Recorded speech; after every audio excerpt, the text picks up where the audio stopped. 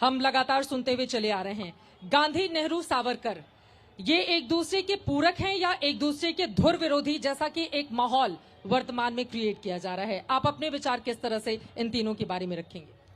भारत की जो पूरी आजादी चल रही थी, आजादी की लड़ाई चल रही थी, उसकी दो धाराएं थी। एक धारा थी जिसका प्रतिनिधित्व गांधी और नेहरू करते हैं, और वो धारा जो थी वो सबको साथ लेकर चलने वाली धारा थी, सर्वधर्म समभाव की धारा थी, अहिंसा की धारा थी, ये सारा कुछ। दरअसल सावरकर दूसरी धारा के भी प्रतिनिधि नहीं माने जा सकते हैं, क्योंकि काला पानी से निकलने के बाद आजादी की लड़ाई में उनकी कोई भूमिका नहीं है। 1937 में जब वो आजाद होते हैं तो वो हिंदू महासभा के अध्यक्ष बनते हैं, और 37 से लेकर 47 तक आजादी की लड़ाई में उनका कोई हस्तक्षेप दिखाई नहीं देता है।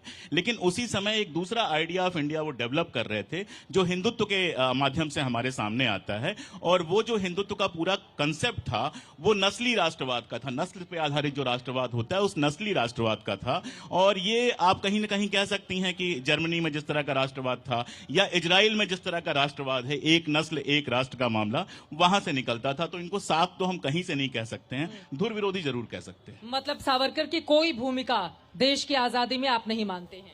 देश की आजादी में हर उस आदमी की भूमिका है जो 1 घंटे के लिए भी जेल गया, जो 1 घंटे के लिए भी किसी मूवमेंट में गया। सावरकर 10 साल जेल में रहे, तो ये कहना कि सावरकर की कोई भूमिका नहीं है, ये कृतज्ञता होगी। मैं इस भाषा में बात नहीं करता हूं। वो जेल गए, उन्होंने एक जमाने में लड़ाई लड़ी। सबसे बड़ी भूमिका तो मैं ये मानता हूं कि 1857 पर पहली हिंदी में शानदार किताब आई, मराठी में लिखी थी लेकिन वो हिंदी में अनुवाद हुई, और इंग्लैंड में रहने का पूरा फायदा उठाया उन्होंने। 1857 के जब 50 साल पूरे होते हैं तो वहां पर कार्यक्रम किया जिसमें 25-26 लोग गए। अगर 2-2.5 लोग जाते तो भी मैं उसको बहुत महत्व देता, क्योंकि लंदन में बैठ के 1857 के समर्थन में करना एकदम से बड़ी बात थी। क्या बात है सर, क्या बात है सर, क्या बात, ये बात है। मैंने जो कोट किया है वो ब्रिटिश गुप्तचर जो रिपोर्ट है, वहां पे ब्रिटिश गवर्नमेंट की जो रिपोर्ट थी उस कार्यक्रम पे, उसमें 26 लोग लिखा हुआ है। और मैं फिर कह रहा हूं कि अगर 2.6 लोग भी गए होते तो भी मैं सलाम करता इस हिम्मत को कि आप इंग्लैंड में बैठकर ऐसा कार्यक्रम कर रहे हैं। मैं बहुत साफ कह रहा हूं। लेकिन 2 सावरकर हैं, एक जेल में जाने से पहले और एक माफिया मांगकर जेल से रिहा होने के बाद। जो पहले सावरकर हैं वो मेरे लिए भी सम्माननीय है, वो हर भारतीय के लिए सम्माननीय है। लेकिन दुर्भाग्य से जो दूसरे सावरकर हैं जो जेल से बाहर निकल के आते हैं, उनकी आजादी में तो भूमिका छोड़ दीजिए, उनकी देश के धार्मिक ध्रुवीकरण में वैसी ही भूमिका है जैसी मोहम्मद अली जिन्ना की भूमिका थी। संगीत राज से लोग इस देश के लिए श्राप है कि वो सावरकर जो जेल गए और माफी मांगकर जो बाहर आए, दोनों में जमीन आसमान का फर्क रहा।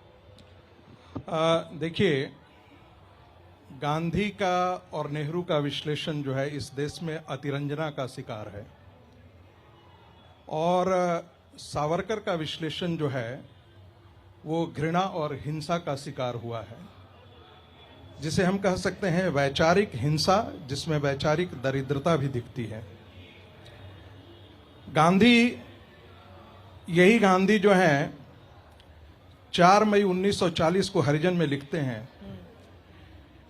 कि ये Muslim rule over India is always will any time preferable to me than the British rule. चुप कर बे कुत्ते। यही गांधी जब डोमिनियन की बात करते हैं, क्विट इंडिया मूवमेंट से पहले, मुझे नहीं पता है कि गांधी ने कभी भी पूर्ण स्वराज की बात की हो। 1941 में यही गांधी, और उससे आगे भी, 2 अगस्त 1942 को 2 अगस्त 1942 को जिन्ना को लिखते हैं कि भाई यदि ब्रिटिश मुस्लिम लीग को यदि सत्ता दे दे तो मुझे कोई दिक्कत नहीं है। देखिए, ये जुमला है, उनको भी मालूम है और आपको भी मालूम है, देश की जनता को भी मालूम है, वो सबको मालूम है। ये भाषण देने का एक तरीका है, एक जुमला है। दोनों ये बात कहते थे कि ब्रिटेन की सत्ता जो है, ब्रिटेन को जो सत्ता मिली वो मुसलमानों के पास जो सत्ता थी उससे वहां उन्होंने सत्ता छीनी है। इसलिए जब सत्ता का हस्तांतरण हो तो ये हमारे पास होना चाहिए, ऐसी भी बात थी। मैं 2 बातें बहुत गंभीरता से कहना चाहता हूं। सावरकर एक वैचारिक हिंसा के शिकार रहने, और जो कोई भी सावरकर से ठीक से पढ़ा है वो अच्छी तरीके से जानता है कि सावरकर के प्रति जो घृणा है वो सिर्फ हिंदू मुस्लिम रिलेशन को लेकर के उनको है। गांधी चाहते थे, गांधी की ऐसी राय थी और उनका विश्लेषण था कि जब तक हिंदू और मुसलमान दोनों साथ नहीं आते हैं तब तक स्वतंत्रता नहीं जीती जा सकती है, और स्वतंत्रता की लड़ाई हम यदि लड़ भी लेते हैं तो वी विल हैव टू पे ए हेवी कॉस्ट। सावरकर इससे ठीक उलट थे। सावरकर का कहना था, और जो मैं सही भी मानता हूं, जी with Muslim, without Muslim and in spite of Muslim. यदि मुसलमान साथ हो तो, मुसलमान साथ नहीं हो तो, और मुसलमानों के बावजूद यदि हिंदू समाज संगठित होगा तो हम स्वतंत्रता की लड़ाई जीत सकते हैं। ये सावरकर की दृष्टि से। बैठ के तेरी माँ का हरामी तेली साले तेरी मैया की चूक में लग डालू साले भोसड़ी वाले भोसड़ी वाले। गांधी ने हिंदू और मुसलमानों को साथ लाने के लिए इस देश की वैचारिक पृष्ठभूमि का सत्यानाश कर दिया। अगर ये बात गांधी जी ऊपर बैठे सुन रहे होंगे तो वो भी ये सोचकर अपना माथा पीट रहे होंगे कि इन चूतियों को आजाद कराने के चक्कर में हम अंग्रेजों से लड़ाई लड़े और अपनी पूरी जवानी कुर्बान कर दिए। गांधी कहते हैं कि सनातनी हिंदू कौन है? जो तिलक लगाता है वो सनातनी हिंदू नहीं है। जो वेदों मंत्रोच्चार करता है वो सनातनी हिंदू नहीं है। जो मंदिर में जाता है वो सनातनी हिंदू नहीं है। गाय की रक्षा करता है या वो, वही मेरे लिए सनातनी हिंदू का पैमाना है। लेकिन मजेदार बात है कि वही अहिंसा के पुजारी गांधी कहते हैं, और ये हरिजन में लिखते हैं, कि हिंदुओं को मांस खाना छोड़ देना चाहिए। इससे मुसलमानों के लिए प्रचुरता में मांस अवेलेबल होगा, जिससे वो गाय की तरफ नहीं बढ़ेंगे। लेकिन इस प्रकार कोई अकेली बात नहीं थी गांधी में। वही गांधी जब सावरकर की तारीफ किए एक बार, नहीं, तो आप लोग कई बार उसको गिनाते हैं, मैं और वही गांधी फिर आंखों में चुभते भी हैं। दो बातें हवा निकल गई और जोड़ देना चाहता हूं, फिर बाद में आएगी ही बात। हाँ। नेहरू का जेल, गांधी का जेल और सावरकर के जेल, दोनों में बड़ा अंतर है। नेहरू के जेल में जलपान भी मिलता था, चाय की चुस्की भी थी, अखबार के पन्ने भी थे, और कलम और कागज जो भी था वो पिता के पत्र पुत्री के नाम के लिए रोशनदान, सारी चीजें व्यवस्था भी थी। सावरकर जिसे दो आजीवन कारावास मिला था, 8x8 के कमरे, 6x6 के कमरे, जिसमें एक छोटी सी रोशनी है, यदि आप जाकर के देखा होगा तो अभी भी है, बिल्कुल। और जो आदमी मराठी साहित्य का बंकिम माना जाता है, जो समुद्र की लहरों से बात करके अपने नाखूनों से कविता लिखता हो, उस सावरकर की तुलना, उसके जेल की तुलना, यदि नेहरू को, ऐसा मैं मानता हूं कि यदि नेहरू को 1 महीना भी रख जाते तो पसीने छूट गए होते, और नेहरू को पता नहीं क्या क्या करना पड़ता। ये और बात है। ठीक है अशोक जी, आप तेरे को बताते तेरी माँ की चुत तेरी रुका। उनकी बातों पर टिप्पणी, फिर अरविंद जी आ रही है। हालांकि सवाल सावरकर पे था, गांधी नेहरू पे बात हुई और कहा गया कि सावरकर की जेल में और नेहरू की जेल में फर्क था। सावरकर के चुनाव में और नेहरू के चुनाव में भी फर्क था। सावरकर ने हिंसा चुनी थी, नेहरू ने अहिंसा चुनी थी। दूसरी बात, सावरकर अकेले उस जेल में नहीं थे।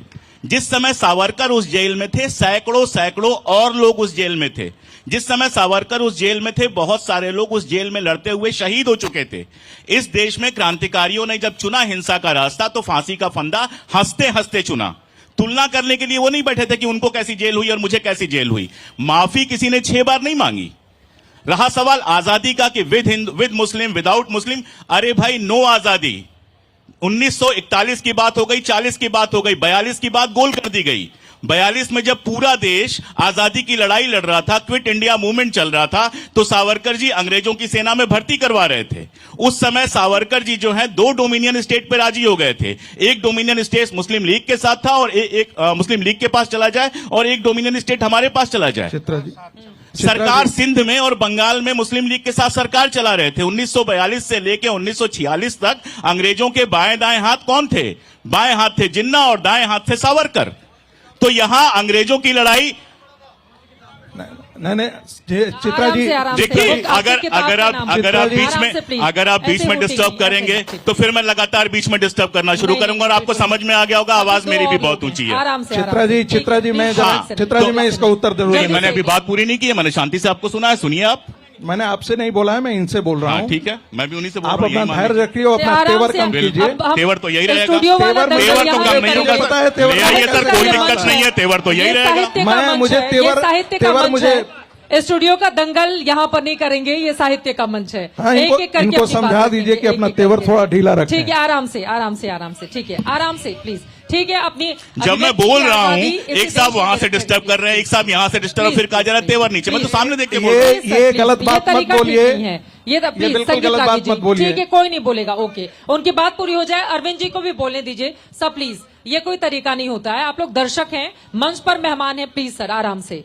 आप लोगों को इतना धैर्य दिखाना होगा कि अगर कोई विरोधी बातें भी कर रहा है तो आप उसको उसी तरह से ग्रहण करें जितना अपनी तारीफों को। इसी वजह से इस मंच को सजाया गया है, प्लीज। शुक्रिया। और हिंदू मुस्लिम एकता को लेकर गांधी हमेशा थे, और गांधी ही नहीं, 1916 में जब कांग्रेस और मुस्लिम लीग का समझौता लखनऊ में होता है, लखनऊ पैक्ट होता है, तो वो किसने किया था? तिलक ने किया था। तिलक का बयान उस समय पढ़िए क्या है। तिलक बहुत स्पष्ट रूप से कहते हैं कि अभी तक लड़ाई तिकोनी है, एक कोने में मुसलमान है, एक कोने में हिंदू है और एक कोने में अंग्रेज है। अगर हिंदू और मुस्लिम एक हो जाएंगे तो यह सीधी लड़ाई हो जाएगी और हम जीत सकते हैं। और वो भी छोड़ दीजिए, 1857 पर जब आदरणीय विनायक दामोदर सावरकर जी किताब लिख रहे थे, तो किताब की जो अंतिम में जब जाते हैं, वो कंक्लूड करते हैं, तो क्या लिखते हैं? वो लिखते हैं कि शिवाजी महाराज के समय इस तरह की नफरत ठीक थी, लेकिन आज अगर अंग्रेजों से लड़ाई लड़ना है तो हिंदू और मुसलमान को एक होना पड़ेगा। और वो उन सारे मुस्लिम लीडर्स की तारीफ करते हैं जिन्होंने अंग्रेजों के खिलाफ लड़ाई लड़ी, लेकिन शिवाजी के उन वंशजों का मजाक उड़ाते हैं जिन्होंने अंग्रेजों का साथ दिया। तो बहुत क्लियर उनका था उस जमाने में। अब जेल के अंदर क्या हुआ, जेल से बाहर निकलने के बाद उनका कैसे बदल गया, ये सोचने वाली बात है। और उसके बीच में वो 6 माफीनामे हमेशा रहेंगे। माफीनामे तो नेहरू के भी थे, उसका जिक्र क्यों नहीं होता है? नेहरू का एक माफीनामा नहीं था। कोई मुझे यहाँ जितने लोग, मैं देखिए, मैं पढ़ के सुना देती हूँ। मैं जब रिसर्च निकाल रही थी उस समय मेरे सामने है, साल 1923 में नाभा रियासत में एक सेकंड रुक जाओ, बस अब पढ़ तो लेने दीजिए, पहले पढ़ लेने दीजिए। नाभा रियासत में गैर कानूनी ढंग से प्रवेश करने के लिए औपनिवेशिक शासन ने जवाहरलाल नेहरू को 2 साल की सजा सुनाई थी। तब नेहरू ने भी कभी भी नाभा रियासत में वो प्रवेश नहीं करेंगे, उन्होंने माफीनामा लिखा और फिर अपनी सजा 2 हफ्ते के भीतर मजेदार बात यह है और रिहा भी हो गया। 30 सेकंड मुझे आप देंगे, आप ही की भाषा में बोल रहा हूँ। नाभा घटना का जिक्र और कहीं नहीं मिलता है, सिर्फ नेहरू ने अपनी आत्मकथा में लिखा है, नंबर 1। दूसरा, नाभा में यह पहला ही तथ्य गलत था, कोई औपनिवेशिक शासक नहीं था, रियासती शासक था। तीसरी बात, नाभा में माफी मांगने की बात नेहरू ने खुद लिखा है कि मोतीलाल नेहरू ने कहा कि एक माफीनामा लिख देते हैं। नेहरू इतना नाराज हुए कि उन्होंने बाकायदा पत्र लिखा कि इस तरह के किसी माफीनामे की जरूरत नहीं है। उधर वाले सहमत नहीं होते ना सर आपकी बात से। तो मुझे वो माफीनामा दिखा दीजिए। मुझे वो माफीनामा किसी कहीं दिखा दीजिए। नहीं, मैं उधर वालों कह रहा हूं, मैम कोई दिखा दे, कहीं दिखा दे। मैं तो 10 साल से मांग रहा हूं, कोई दिखा दे एक बार। मैं कोई जल्दीबाजी में बात नहीं कर रहा हूं। मतलब नेहरू ने कोई माफीनामा, नेहरू ने जिंदगी में कभी कोई कहीं माफीनामा नहीं मांगा। क्या बात है? अब जल्दी से फिर Chitra ji, quit India movement जो है वो गांधी की देन थी, और अबुल कलाम आजाद को आप पढ़ लीजिएगा। गांधी के फ्रस्ट्रेशन की आवाज थी। उन्होंने लिखा है, आजाद ने, कि ना नेहरू को पता था ना हमें पता था क्विट इंडिया मूवमेंट के बारे में, न कांग्रेस वर्किंग कमेटी के किसी सदस्य को इसके बारे में जानकारी थी।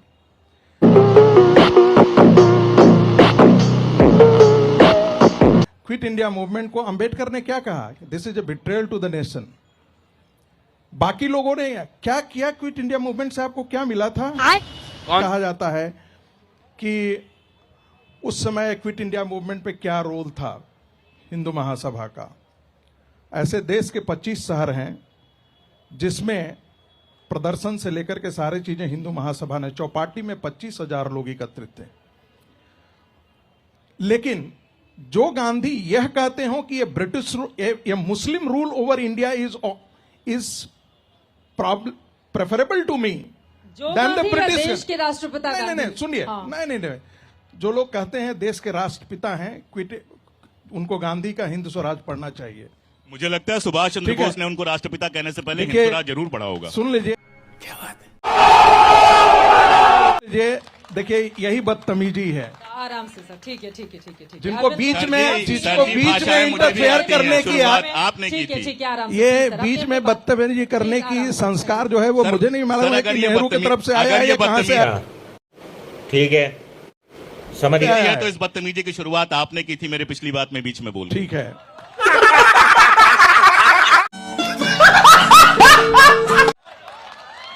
दूसरी बात, नेहरू ने एक भी स्वतंत्रता की मैं कहता हूं नेहरू गांधी की देन थे, और बाद में नेहरू ने अपने लिए किया, अपना इतिहास रंजित किया और गांधी जी का किया।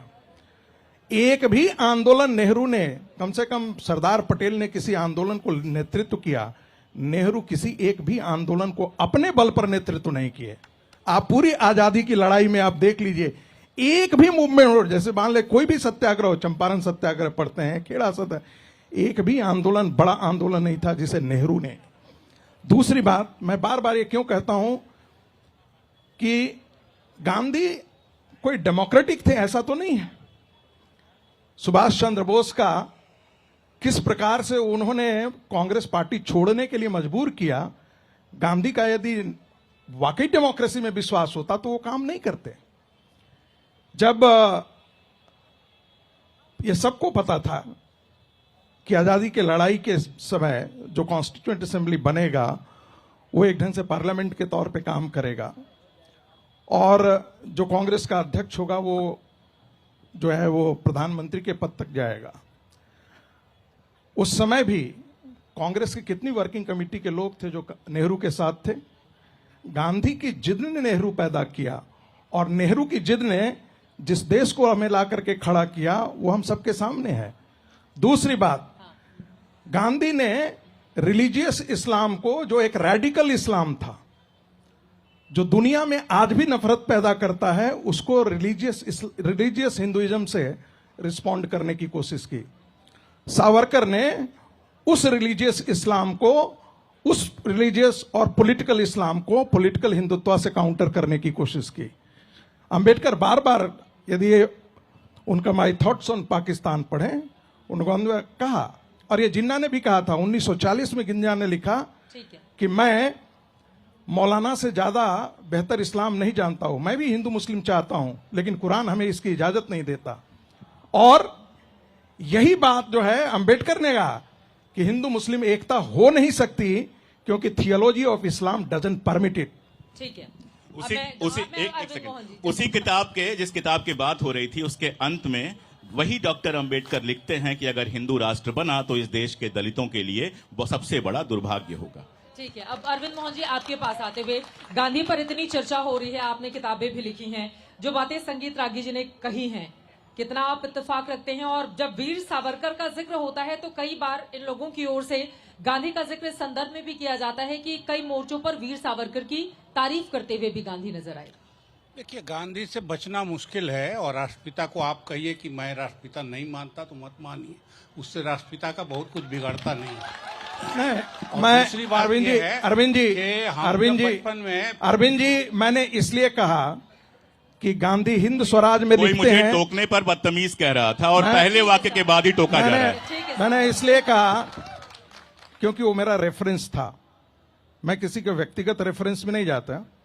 मैंने इसलिए कहा कि गांधी ने हिंद स्वराज में लिखा India is an ancient nation, और दो तर्क बड़े उन्होंने भाई कहा, हिंद स्वराज आप कितना फॉलो करते हैं और आपकी आइडियोलॉजी कितना? अरे भाई, मेरी आइडियोलॉजी की क्या है? मैं तो कह रहा हूं गांधी ने क्या इसको एंशिएंट नेशन बोला या नहीं बोला? उनकी बात हो जाए। गांधी हिंद स्वराज की पॉलिटिक्स नहीं कर रहे थे, ये आपको भ्रम होना चाहिए। क्यों हमें भ्रम होना चाहिए? सुन तो लीजिए सर, हमने तो ये कभी नहीं कहा कि गांधी हिंद स्वराज सुन तो लीजिए, प्लीज उनकी बात हो जाए, वो बहुत देर से गांधी जो है, मैं जो पढ़ रहा हूँ अभी, ये बोल रहे हैं इनको गांधी समझ में आ जाए तो मेरे लिए गंगा नहाना हो जाएगा। 17 में गांधी चंपारण गए हैं, और पूरे चंपारण में गांधी ये बोलते फिरे कि जो देना होगा अंग्रेज देंगे, गोरे देंगे, इनसे लड़ना नहीं है, हिंसा नहीं करनी है, अपनी बात मजबूती से सामने रखिए, यही दे देंगे। 42 में जब गांधी ने क्विट इंडिया का कॉल दिया तो लुई फिशर यहाँ आया, उसने इंटरव्यू किया और पूछा कि आपको अंग्रेजों को भारत से निकालने का ख्याल कब आया। गांधी ने कहा जब मैं चंपारण में था तो मेरे दिमाग में ये साफ हो गया कि अंग्रेजों को भारत में रख के यहाँ का काम नहीं चलेगा।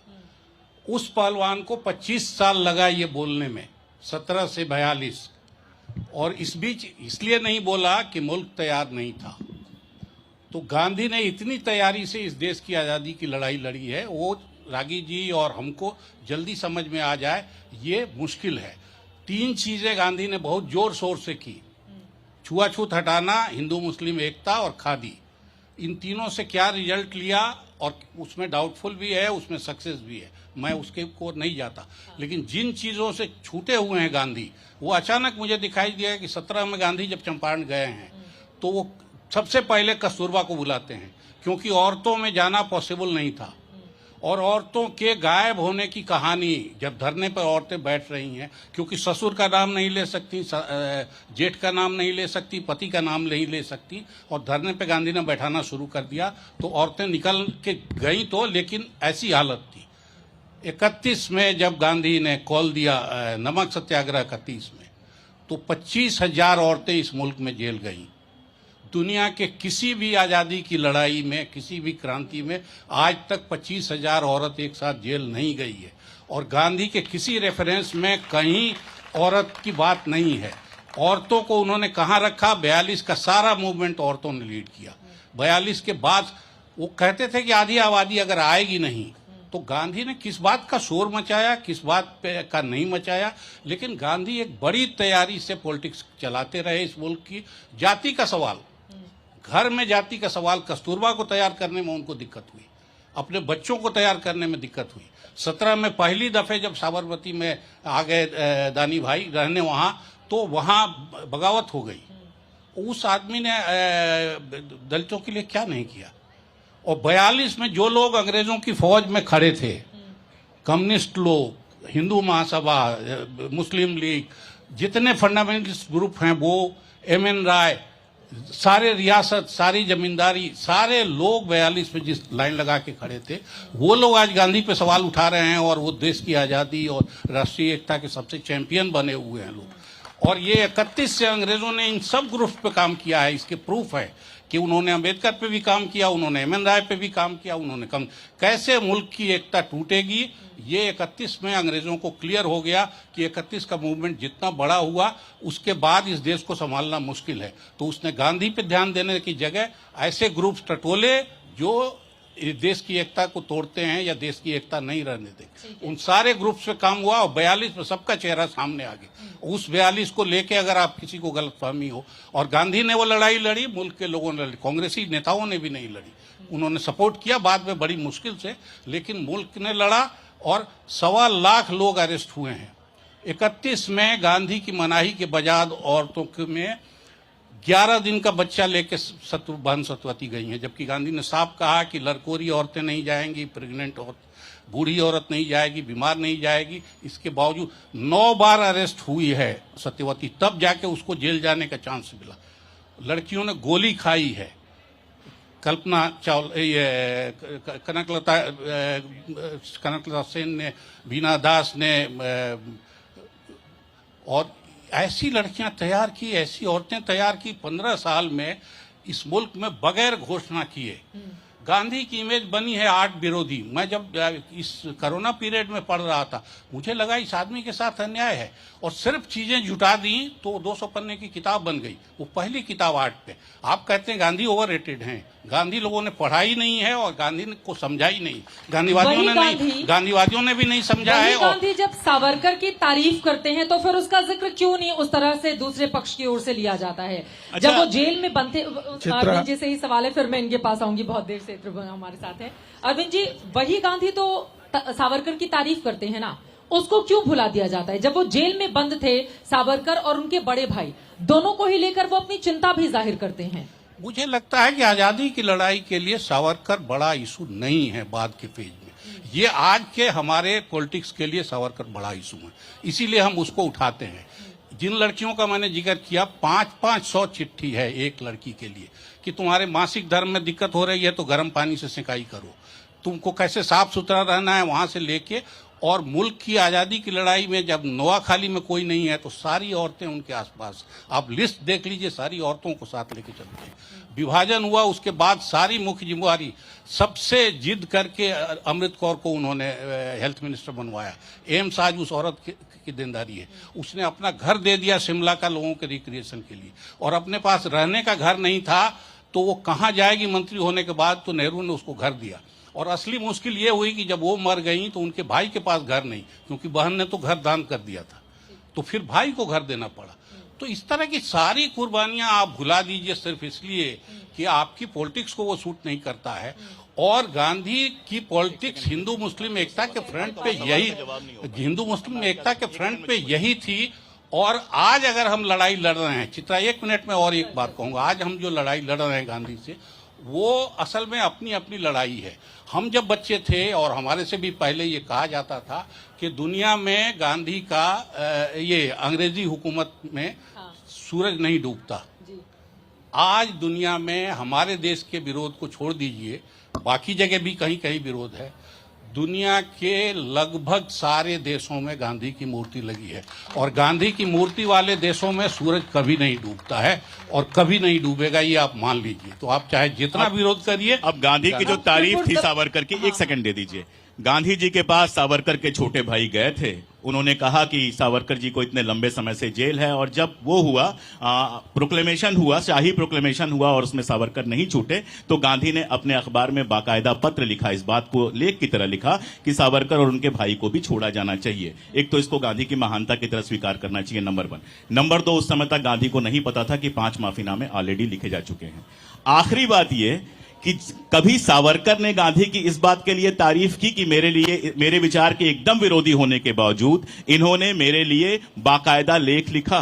सवाल यहां है, गांधी ने तो बहुतों की तारीफ की है, भगत सिंह की भी तारीफ की है, जबकि उनके विचार से अलग थे। वो राष्ट्रपिता कहलाए, कोई और दूसरा तो राष्ट्रपिता नहीं बना, तभी वो राष्ट्रपिता कहलाए। लेकिन क्या गुजरते और बदलते वक्त के साथ बहुत सारे हमारे बड़े चेहरे रह गए जो इतिहास के पन्नों में दब गए और उनका जिक्र नहीं होता है। आज जब इतिहास को बदलने की भी बात मौजूदा सरकार की ओर से की जाती है, तो क्या उन तमाम लोगों का, आपने कहा कि 25,000 महिलाएं, उन्होंने किस तरह से संघर्ष किया, बहुत सारे लोग जेल भी गए, न जाने कितने मारे गए, लेकिन कहीं ना कहीं किताब के पन्नों में वो दबे हुए नजर आते हैं, बहुत कम उनका जिक्र मिलता है। लेकिन त्रिपुर दमन जी, आपके पास आते हुए, अब इतनी लंबी चर्चा हो गई है, तो सबसे पहले तो मैं सावरकर, गांधी और नेहरू पर आपके विचार जानना चाहूंगी। नहीं, जरा सा मैं उत्तर दे दूं अरुण मोहन जी को। ये आपने सही कहा कि गांधी की सोच इतनी विशाल है, लेकिन ये भी एक सत्य है कि 1946 से जब से संवैधानिक व्यवस्था तैयार हुई, गांधी को किनारे कर दिया गया और उन्हीं के शिष्यों ने उनको सबसे पहले किनारे किया। भारत के संवैधानिक ढांचे में गांधीवादी सोच की किसी ने कहीं जगह ही नहीं छोड़ी। केवल दो डायरेक्टिव प्रिंसिपल्स में उनको जाकर छोड़ दिया गया कि गाय की रक्षा का प्रावधान होना चाहिए और पंचायती राज व्यवस्था लागू करने के लिए की प्रयास होने चाहिए। तो ये कहना कि अब ये लड़ाई शुरू हुई है और अब गांधी के खिलाफ मोर्चा खोला गया है, ये कहना गलत है। गांधी की मूर्ति तो सब जगह लगी हुई है, लेकिन गांधी की सोच को 1946 से ही किनारे करना शुरू कर दिया था और ये काम कांग्रेस ने ही किया था। दूसरी बात यह है कि हम इनको जो दो भिन्न धाराएं मानते हैं, ये भिन्न धाराएं भी आज की दृष्टिकोण से देखा जाए तो ये भिन्न है। जब स्वतंत्रता की लड़ाई लड़ी जा रही थी तो कई लोग ऐसे थे जो कांग्रेस में भी थे, हिंदू महासभा में भी थे, कांग्रेस में भी थे, लीग में भी थे। जब कम्युनलिज्म का उत्थान हुआ, ज़्यादातर 30 के दशक के बाद, 37 के चुनाव के बाद ज्यादा हुआ, इसके बाद ये अलग थलग पड़ना शुरू हुए। और इसके बाद भी अगर हम एक टाइम देखें सेपरेशन की, तो ये सेपरेशन 50 के दशक में हुआ, जब कांग्रेस का, जिसको राइट विंग कहा जाता था, वो पटेल के देहांत के बाद अलग हुआ, अलग थलग पड़ना हुआ। और उसमें कई नेता थे, चाहे आप पुरुषोत्तम दास टंडन को देखें, चाहे आप संपूर्णानंद को देखें, कई नेता ऐसे हैं जिनको आज अगर हम पढ़ें, आज अगर हम देखें, तो उनकी सोच आज की हिंदूवादी सोच से कोई ज्यादा भिन्न नहीं थी। वो तब भी कांग्रेस में थे और कांग्रेस का एक बड़ा हिस्सा एक तरह से हिंदूवादी सोच से के साथ सहमत था। इसके ऊपर नागपुर में बड़ी बहस हुई जिसमें नेहरू कामयाब हुए। नेहरू के कामयाबी के बाद कई ऐसे नेता थे, हिंदुवादी नेता थे, जो कांग्रेस से धीरे धीरे अलग थलग पड़ना शुरू हुए। नहीं तो लाजपत राय वगैरह आर्य समाज के बड़े नजदीकी संबंध रहे हैं कांग्रेस से। तो ये धाराएं, ये आज की दृष्टिकोण से अगर हम पीछे देखें तो इतिहास हमें एक नजर से देखने को मिलता है, लेकिन वो समय, उस समय का जो कॉन्टेक्स्ट था वो आज से बहुत अलग था। सावरकर ने माफी मांगी, इसको बड़ा मुद्दा बनाया जाता है मौजूदा वक्त में दूसरी धारा की तरफ। लेकिन ये एक प्रश्न है जिसका मतलब कोई औचित्य नहीं है। माफी मांगी भी तो उससे अगर हम कह देते हैं हाँ हम माफी मांगी, तो उससे हमें आज की तारीख में क्या मिल जाता है?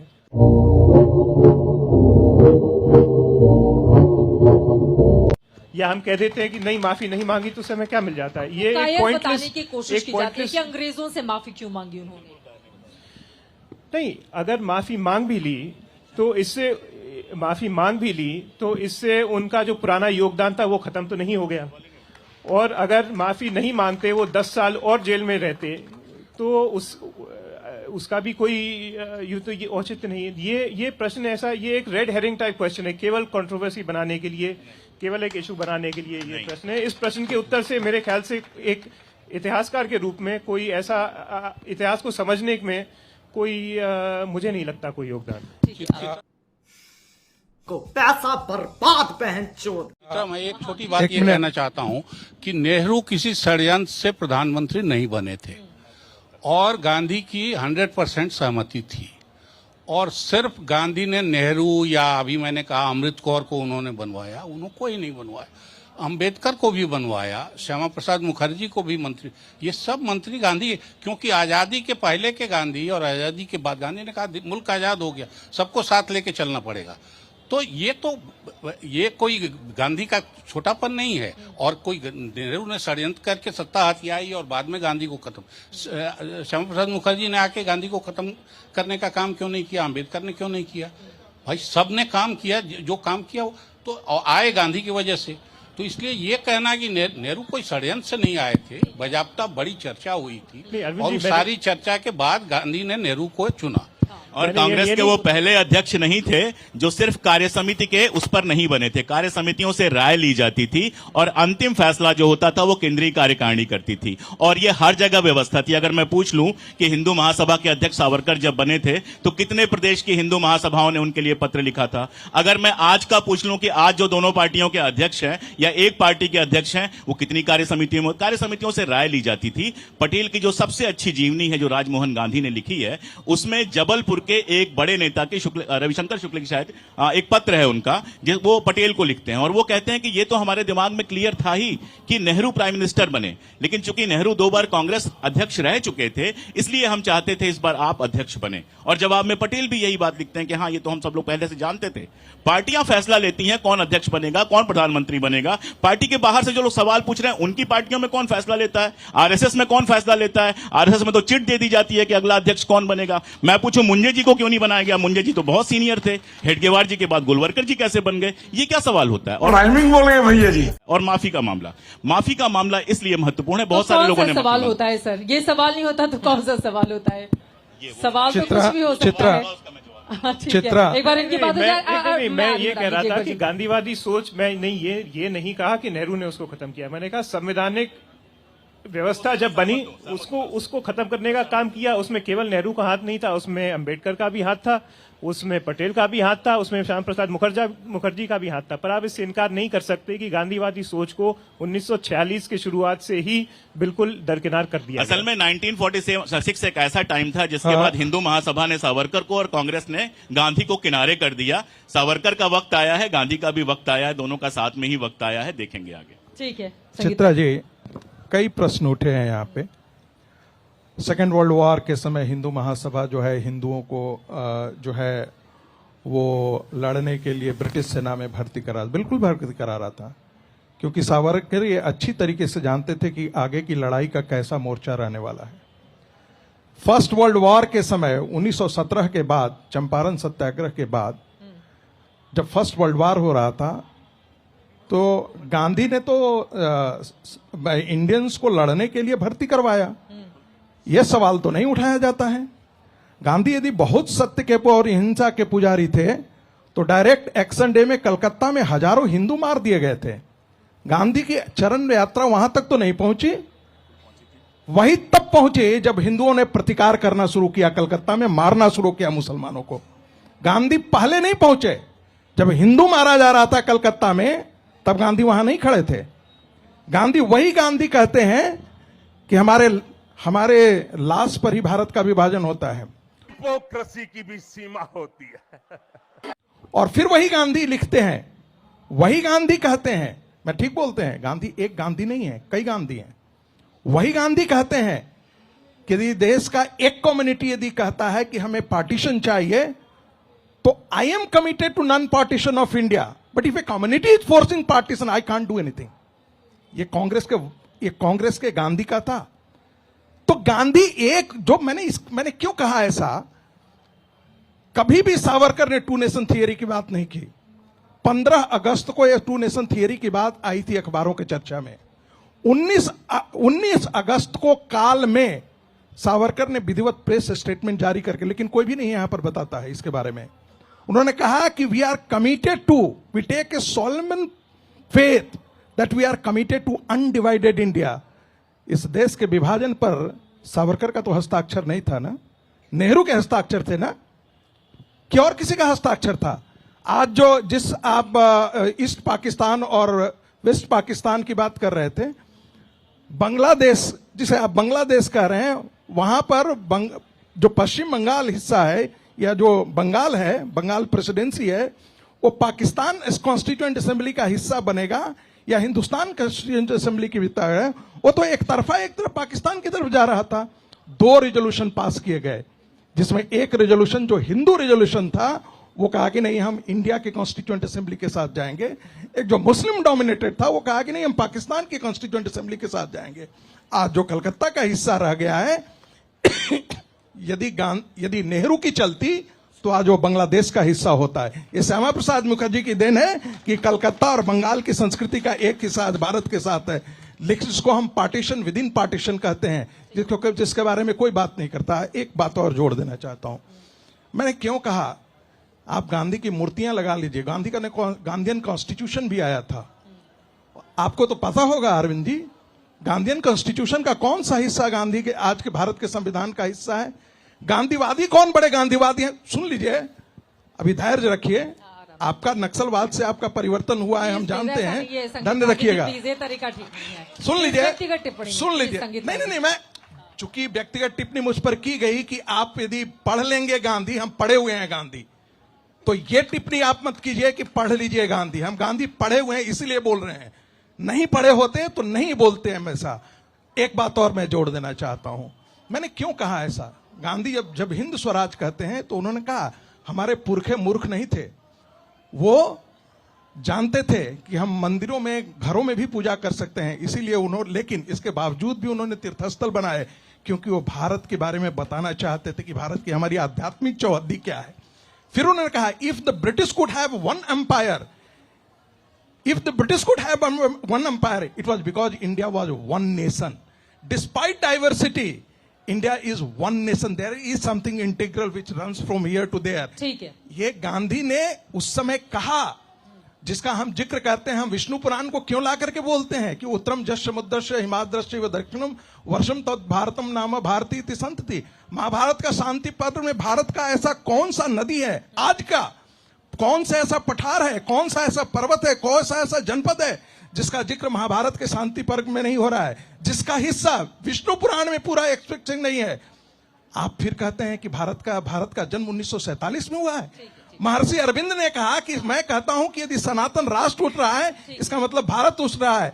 आप महर्षि अरविंद को भी खारिज कर देंगे, वो स्वतंत्रता की लड़ाई नहीं लड़ रहे थे। हम लोग भी एक सेकंड कहा गया कि गांधी जी कलकत्ता नहीं गए, गांधी जी नोआखली गए थे, फिर कलकत्ता गए थे, सब ठीक है। सावरकर जी क्या कर रहे थे, वो क्यों नहीं गए? वो बंबई के अपने हिंदुओं का संगठन कर रहे थे। लीजिए, बंबई के सावरकर निवास से बाहर नहीं निकल रहे थे, पूरे दंगे के टाइम में सावरकर निवास से बाहर नहीं निकले इससे हैं। बड़ा कोई झूठ 1900 नहीं हो सकता है। आपने जितने झूठ बोले उससे बड़े झूठ तो हो ही नहीं सकता। Political- सुनिए बात read the सुनिए। political file. आपको मैंने डिस्टर्ब Read नहीं the किया, political सुनिए। file. Read the political file. 1937 Read में political हिंदू file. महासभा के अध्यक्ष बनते हैं और पहले भाषण में कहते हैं कि भारत एक राष्ट्र नहीं है, यहाँ दो राष्ट्र हैं, एक हिंदू राष्ट्र है, एक बिल्कुल मुस्लिम नहीं, राष्ट्र इससे है। बड़ा कोई झूठा एकदम और बेवकूफी सावरकर भरा कोई नहीं हो सकता है। You read सावरकर political समग्र file. सुनिए, इसे यहाँ जो लोग बैठे हैं India- इनसे बात नहीं करती Hindu is a है। nation, Bharatiya Janata Muslim is party a की community. वेबसाइट पर सावरकर के सारे You भाषण cannot- हैं। you are आप not- you जाइएगा are ill-read. 1937 You को are ill-read. अहमदाबाद में दिया हुआ उनका पहला भाषण निकालकर पढ़ लीजिएगा, फिर You are आपको पता चल ill-read. जाएगा You are कि ill-read. झूठ कौन बोल रहा है। था कि मुझे डिस्टर्ब करके इल रेट क्या होता है भाई? इलिटरेट बोल दो या इल रेड बोल दो। इल रेट क्या होता है? यूनिवर्सिटी के प्रोफेसर हो, कम से कम इतनी इज्जत तो रखो।